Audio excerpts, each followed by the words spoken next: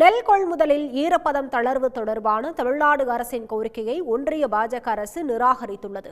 கோவையில் உழவர்களிடையே பிரதமர் உரையாற்றிய ஈரம் காய்வதற்குள் ஒன்றிய அரசு மீண்டும் துரோகம் இழைத்துள்ளதாக முதலமைச்சர் மு.க.ஸ்டாலின் காட்டமாக விமர்சித்துள்ளார்.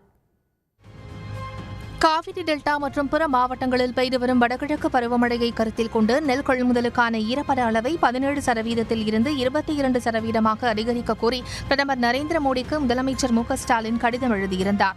அக்டோபர் 25 முதல் 28ஆம் தேதி வரை தமிழ்நாட்டில் 3 குழுக்கள் கள ஆய்வு செய்து விவசாயிகளிடம் இருந்து நெல் மாதிரிகளை சேகரித்த நிலையில் ஈரப்பதம் தளர்வு தொடர்பான உத்தரவுகள் இன்றளவும் கிடைக்கவில்லை என்பதும் சுட்டிக்காட்டப்பட்டிருந்தது.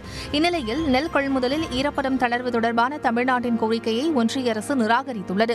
இதற்கு கண்டனம் தெரிவித்துள்ள முதலமைச்சர் மு.க.ஸ்டாலின் கோவைக்கான மெட்ரோ ரயில் திட்டத்தை நிராகரித்துவிட்டு அதே கோவைக்கு எந்தவிதமான உறுத்தலும் இன்றி மாண்புமிகு பிரதமர் வந்து சென்ற ஈரம் கூட இன்னும் காயவில்லை என்றும் அதற்குள் நெல் கொள்முதலில் ஈரப்பதம் தளர்வு தொடர்பான தமிழ்நாட்டின் கோரிக்கையை நிராகரித்து தமிழ்நாட்டுக்கு அடுத்த துரோகம் இழைக்கப்பட்டுள்ளதாக விமர்சித்துள்ளார்.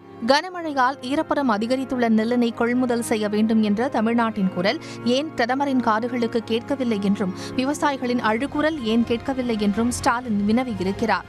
கடந்த ஆண்டுகளில் தமிழ்நாடு அரசின் கோரிக்கைகளின் அடிப்படையில் ஈரப்பத அளவிற்கான தளர்வை பலமுறை வழங்கிய ஒன்றிய அரசு தற்போது வழங்க மறுப்பது ஏன் என்றும் கேட்டுள்ளார்.